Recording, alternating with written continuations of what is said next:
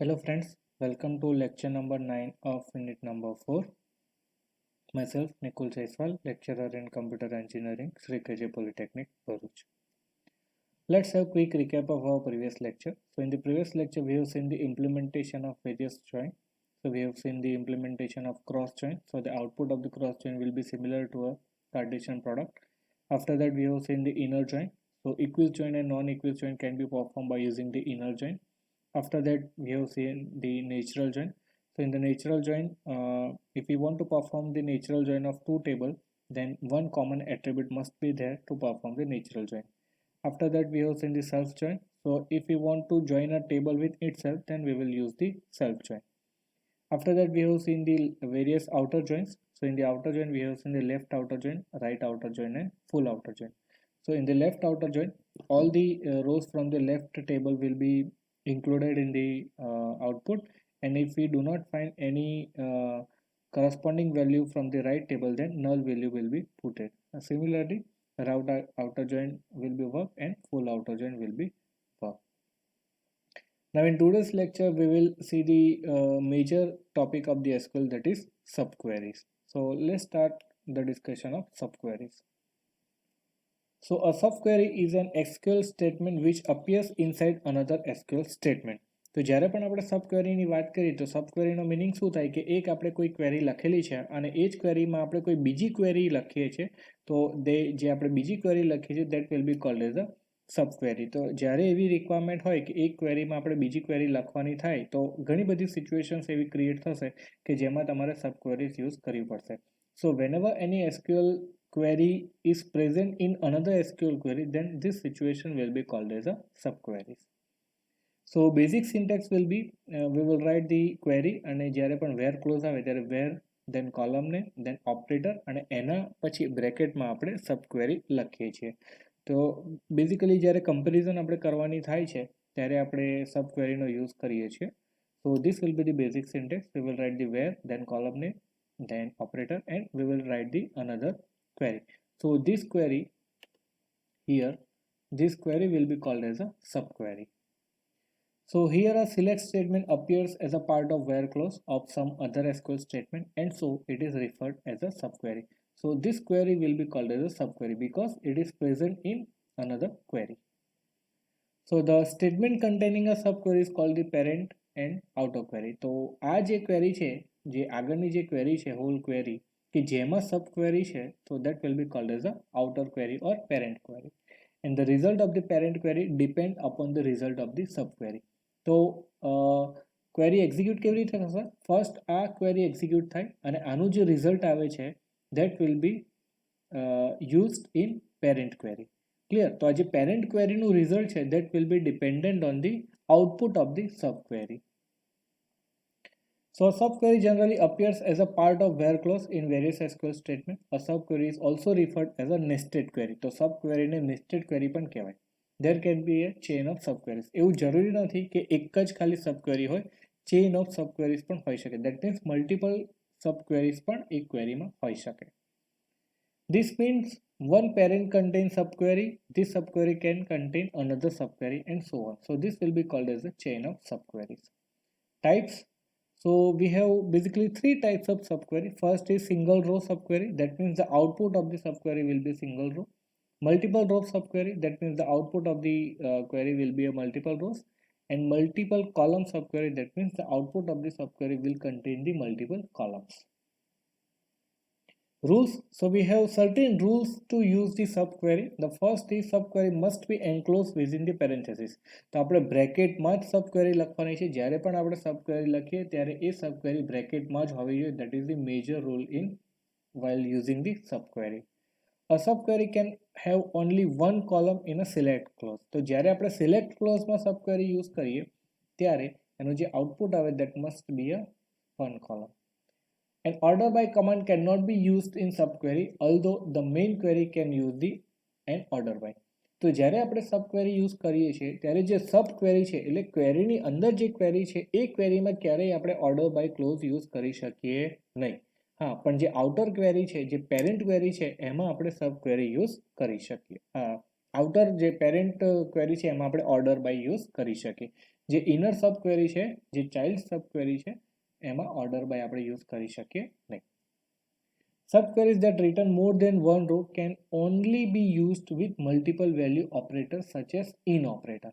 જ્યારે પણ તમે એવી કોઈ સબ ક્વેરી લખો કે જેનો આઉટપુટ મલ્ટિપલ રોઝ આવે છે, તો એ સિચ્યુએશનમાં તમારે ઇન ઓપરેટર જ લખવું પડે. તમે is equal to greater than less than એવું યુઝ કરી શકો નહીં. એ આપણે એક્ઝામ્પલ જોઈશું એટલે આપણને વધારે ખ્યાલ આવશે કે આ રૂલ કઈ રીતે કામ કરે. Next is a subquery cannot be immediately enclosed in a set function. જ્યારે પણ આપણે કોઈ set function લખતા હોઈએ, બરાબર છે, તો એ set functionsમાં આપણે immediately enclose subquery કરી શકીએ નહીં. The between operator cannot be used in a subquery. However, the between operator can be used within the subquery. તો સબક્વેરીમાં તમે between operator યુઝ ના કરી શકો, પણ જે સબક્વેરી વિધિન એટલે between operator જો આપણે યુઝ કરવો હોય તો આપણે within the subquery A use કરી શકીએ. So let's start with the example. તો સબક્વેરી આપણે એકચ્યુઅલી ત્રણ ફોર્મમાં યુઝ કરી શકીએ. એક તો સિલેક્ટ ક્વેરીમાં યુઝ કરી શકીએ, અપડેટ ક્વેરીમાં યુઝ કરી શકીએ અને ડિલીટ ક્વેરીમાં આપણે સબક્વેરીઝ યુઝ કરી શકીએ. તો એ મેં એક્ઝામ્પલ લીધું છે. એક ટેબલ છે, કસ્ટમર ટેબલ છે, અને બીજું એક અકાઉન્ટ ટેબલ છે. તો આપણે એક્ઝામ્પલથી સ્ટાર્ટ કરીએ. Find out the balance of Jiya. હવે મારે આ જીયા છે એનો બેલેન્સ ફાઇન્ડ આઉટ કરવું છે, બરાબર છે. તો આ ટેબલમાં તો છે નહીં અને આ ટેબલમાં આપણી પાસે અકાઉન્ટ છે અને એમાં ઇન્ફોર્મેશન છે. તો જીયાનું અકાઉન્ટ નંબર એ આપેલું છે અને આ અકાઉન્ટમાં કેટલું બેલેન્સ છે એ આપેલું છે અને બ્રાન્ચ નેમ આપેલી છે. તો આપણે સબ ક્વેરીથી કેવી રીતે આ સોલ્વ કરી શકીએ? લેટ્સ સ્ટાર્ટ વિથ ધી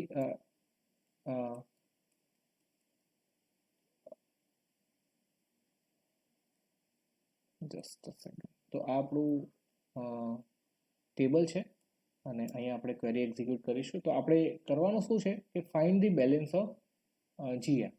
તો હું શું લખીશ?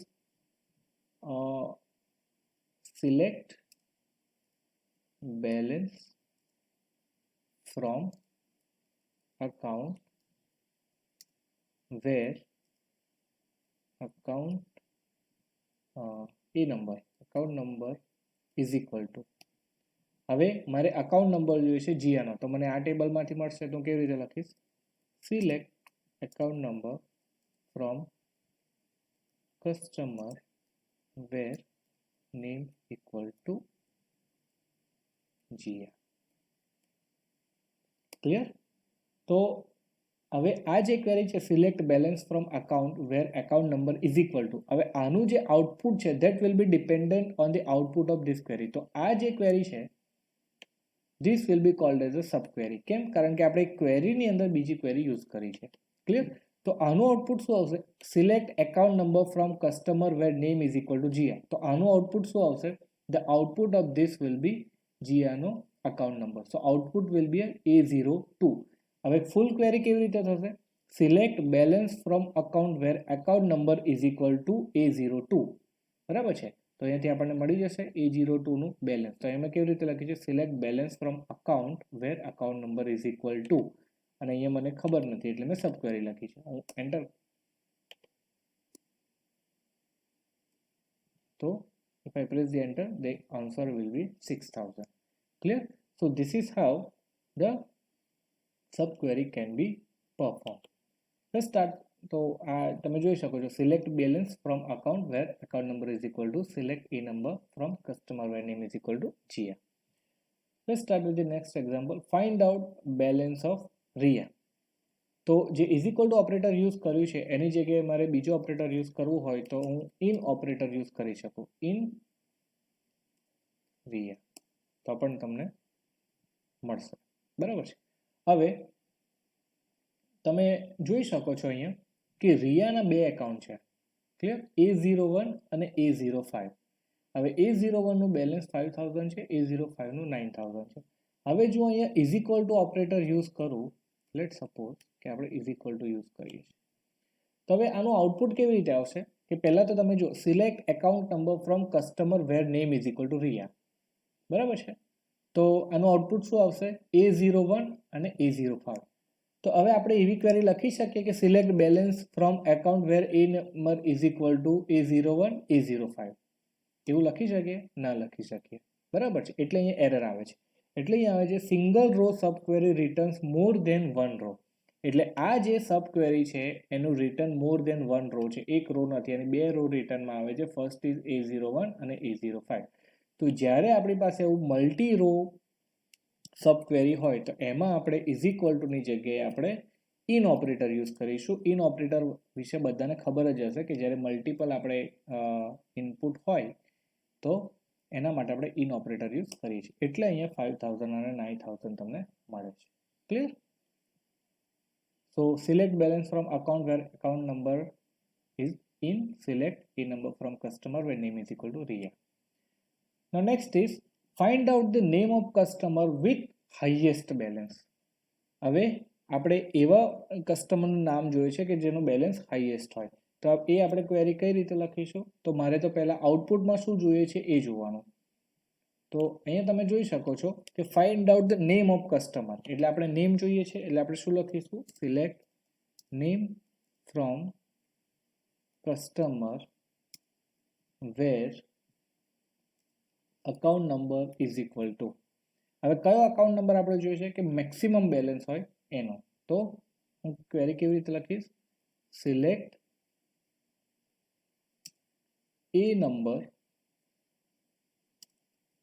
from account where balance is equal to. હવે ડાયરેક્ટ હું બેલેન્સ લખી ના શકું, બરાબર છે? તો મારે બીજી એક સબ ક્વેરી લખવી પડશે. Select max balance from account. Clear? તો અહીંયા બે સબ ક્વેરીઝ છે. તો એવું નથી કે ખાલી એક જ સબ ક્વેરી હોય. તો પહેલા તો select max balance from account, એટલે આનું આઉટપુટ શું આવશે? 9000. એટલે select account number from account where balance is equal to 9000. તો આ શું આવશે? 9000 નો એકાઉન્ટ નંબર આવશે, એટલે આપણને A05 મળશે. અને select name from customer where account number is equal to A05. તો A05 શેનું છે? રિયાનું છે. Table or view does not exist. Customer account, okay, આ સ્પેલિંગ ખોટો છે. Clear? So name will be Riya. So સબ ક્વેરીમાં એવું નથી કે ખાલી એક જ ક્વેરી હોય. તો તમે જોઈ શકો છો select name from customer where account number is equal to select account number from account where balance is equal to select max balance from account. So this is how the multiple subquery can be executed.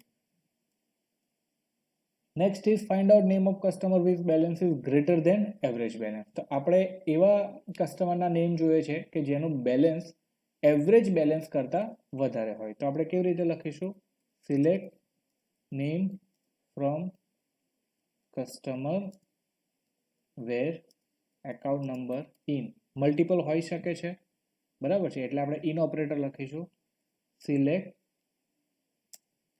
Account number from account where balance greater than, average balance થી greater than જોઈએ છે એટલે મારે પહેલા average balance find કરવું પડશે.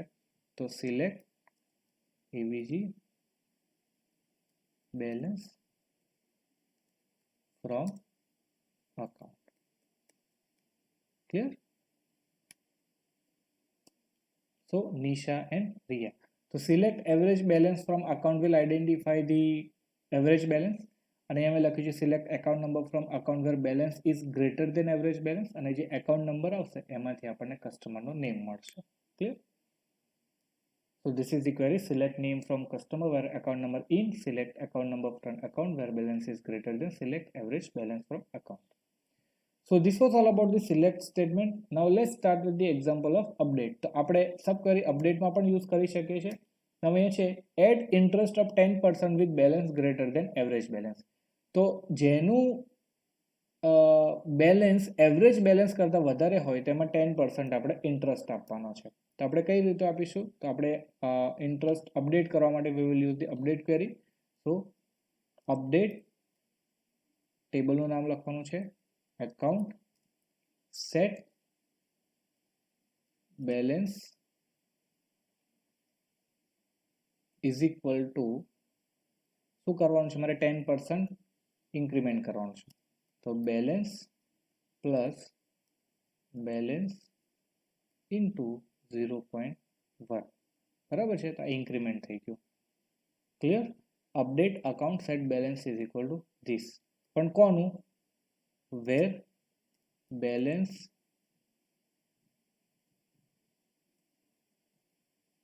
કેવી રીતે કરીશું? Where balance is greater than, average balance જોઈએ છે મારે, એટલે select average balance from account.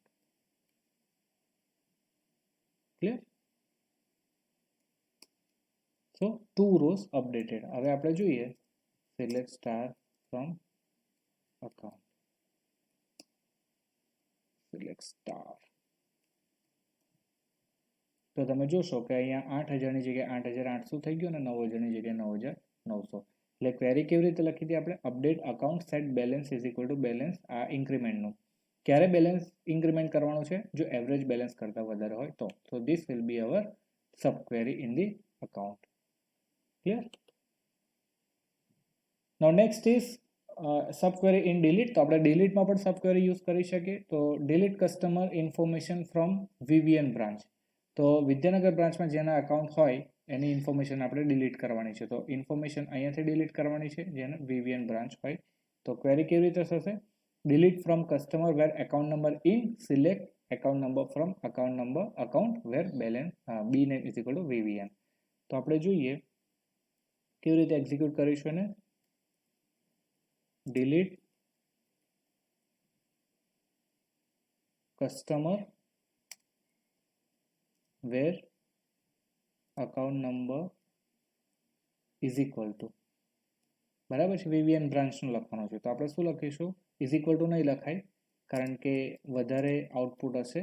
Account number in, select account number from account where b name is equal to VVN. Clear? Missing right parenthesis, where b name is equal to VVN. 2 rows deleted. હવે આપણે જોઈએ select star from customer. તો તમે જોઈ શકો છો કે VVN માં એકાઉન્ટ નંબર A01 અને A04 છે. તો A01 રિયાનું છે, A04 નિશાનું છે, એટલે એ બે ડિલીટ થઈ ગયા અને આઉટપુટમાં મળશે GIA, PI and RIA. Clear? So this was all about the subquery. So we can use the subquery in select, update and delete also. I hope you did understand all the topics that has been discussed in this video lecture. Thank you so much.